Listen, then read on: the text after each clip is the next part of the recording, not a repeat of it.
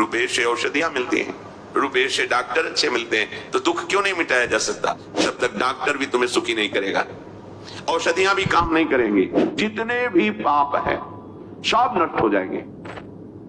बिना कुछ जाने समझे बस तुम यदि नाम कीर्तन शुरू कर दो तो तुम्हारा भटकना मिट जाएगा। नैहता परमो लाभ हो, इससे बड़ा कोई लाभ नहीं। नाम चल रहा है, इससे बड़ा कोई लाभ नहीं। प्यारे, आपको लगता है कि एक दिन में हमने 1 लाख रुपए कमाए, ठीक है, पर आप पूरे दिन में 1 लाख कमाने पर एक बार भी भगवान का नाम नहीं लिया, तो पूरे जीवन में रोज 1 लाख कमाइए, और जब आप मरोगे शरीर तो छूटेगा, नाशवान है, फिर आपके पास क्या जाएगा? खाली हाथ हो गए ना, घाटा लग गया ना। तो हानि हरिवंश के नाम अंतर परे, लाभ हरिवंश उच्चरत वाणी। आप जो कार्य कर रहे हो अगर उसे नाम जपते हुए करते तो लौकिक लाभ भी होता और पारलौकिक लाभ भी होता।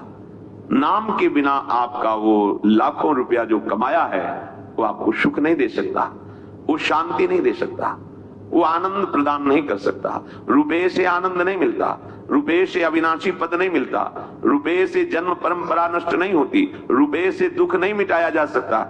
आप कह दो कि रुपए से औषधियां मिलती हैं, रुपए से डॉक्टर अच्छे मिलते हैं, तो दुख क्यों नहीं मिटाया जा सकता? जब तक तुम्हारे पाप कर्म नष्ट नहीं हो जाएंगे तब तक डॉक्टर भी तुम्हें सुखी नहीं करेगा, औषधियां भी काम नहीं करेंगी, और जहां पाप कर्म वो नष्ट हुआ जिसके कारण दुख आया वो अपने आप शांत हो जाएगा।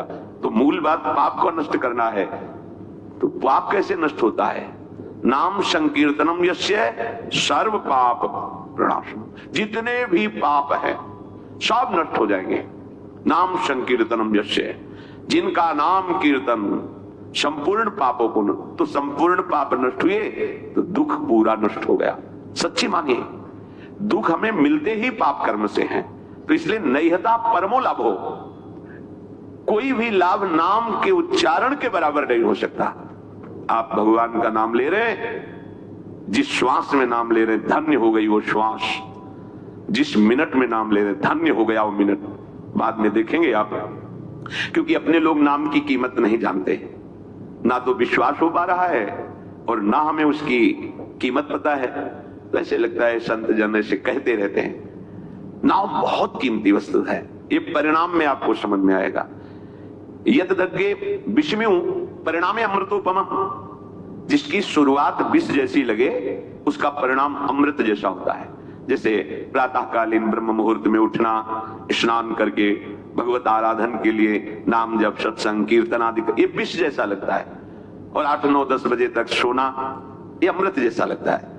तो यद्दग्गे अमृतोपम परिणामे विषम्यु, जिसकी शुरुआत अमृत जैसी लगे, भोग दृष्टि रखना, पाप दृष्टि रखना, मनमानी आचरण करना, ये अमृत जैसा लगता है, लेकिन इसका परिणाम बड़ा भयंकर दुखदायी होगा। और संयम में रहना, मन को रोकना, इंद्रियों को गलत विषयों के भोग में न जाने देना और नाम जप करना, ये विष जैसा लगता है, लेकिन परिणाम में अमृत मिलेगा।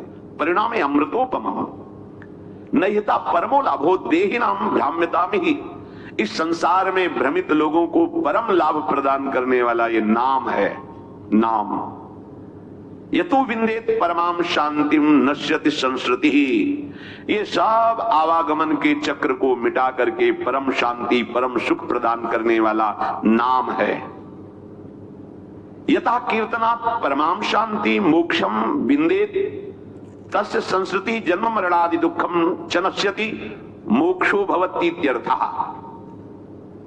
परम शांति, परम पद, आवागमन चक्र से मुक्ति, ये स्वाभाविक हो जाएगी। आप केवल नाम जप कीजिए। तेष भाग्या मनुष्येषु कृतार्था नृप निश्चितम स्मरन्ति स्मारयन्तो ये हरिर नाम कलौ युगे।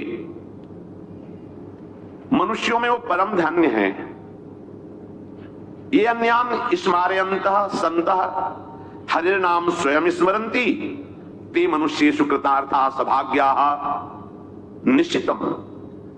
निश्चित प्रथम जानी हो, निश्चित वो परम धन्य हो जाता है जो अन्य स्मरण त्याग करके संतों के प्राणनाथ प्रभु श्री हरि का स्मरण करता है, दूसरों को भी करवाता है। ये जरूर करना चाहिए। अपने परिवार का मंगल करने के लिए कुछ समय नाम कीर्तन घर में जरूर होना चाहिए। मान लीजिए प्रार्थना, आपको परम सुख मिलेगा। आप सुख के लिए ही दौड़ रहे हैं। थोड़ी देर में, हम ज्यादा नहीं कहते, 10 मिनट, 24 घंटे में कोई 10 मिनट आप निकाल लीजिए। कोई संगीत ना हो तो अपने पास ये संगीत है, ताली, राधा राधा, किसी भी ध्वनि में, किसी भी राग में, भाव न लगे ना लगे, श्रद्धा बने ना बने, दवाई मानकर, औषधि मान करके आप कीजिए। आपके घर में जब राधा नाम गूंजेगा तो दरिद्रता भाग जाएगी। देख लेना, करके देख लेना। अब मानो तभी ना। आपके घर में कोई भी कभी प्रेत आत्मा प्रवेश नहीं कर पाएगी। आपके परिवार वालों पर किसी का टुटका नहीं चलेगा। अगर आप अपने परिवार को बैठाल कर 10 मिनट केवल नाम कीर्तन कीजिए, राधा कृष्ण, राधा वल्लभ, राधे श्याम, जो आपको प्रिय नाम लगे, सब नाम महिमामय हैं। बैठ करके मान लीजिए ना। आप मानते नहीं, सुनते तो बहुत है, आचरण में नहीं उतारते।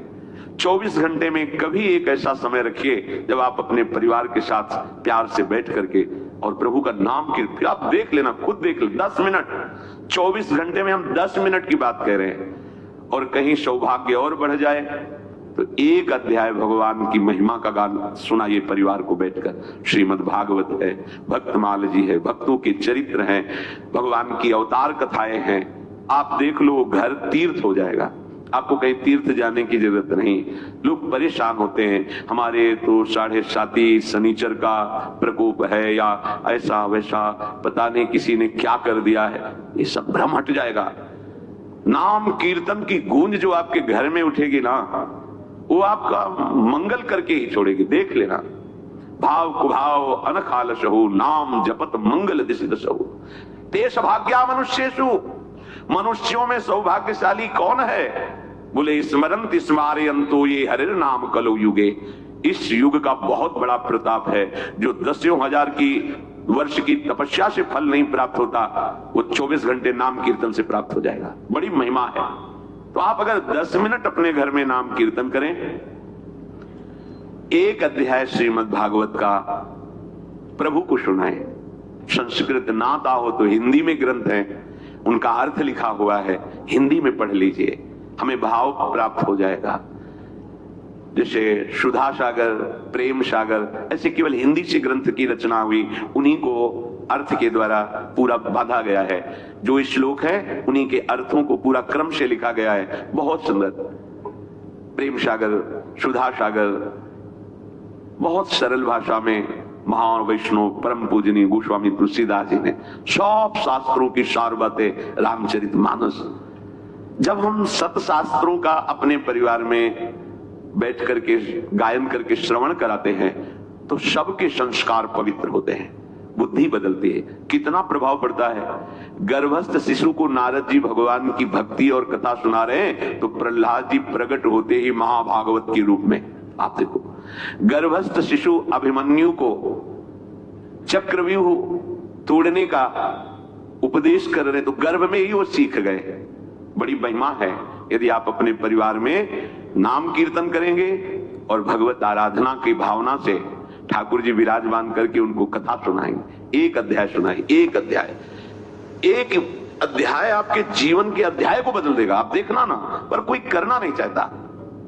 और कहीं ये सौभाग्य उदय हो जाए कि बिना ठाकुर जी को भोग लगाए हम पाएंगे नहीं, तब तो बात बन गई, फिर तो बिगड़ेगी नहीं। क्योंकि आहार से हमारा प्राणों का पोषण होता है और बुद्धि का प्रभावित होना होता है। अगर सात्विक आहार है तो बुद्धि सात्विक, राजसिक तो राजसिक, तामसिक तो तामसिक। जब प्रभु को भोग लगा दिया जाता है तो गुणातीत हो जाता है। न वो सतोगुणी, न रजोगुणी, न तमोगुणी, वो भगवत प्रसाद हो जाता है। और प्रसाद एक एक कवल में महान सुकृत प्रदान करता है। भोजन भी हो गया और पुण्य भी बन गया। भगवान को भोग लगाया और पा लिया। ते सौभाग्या, ये सौभाग्यशाली मनुष्यों का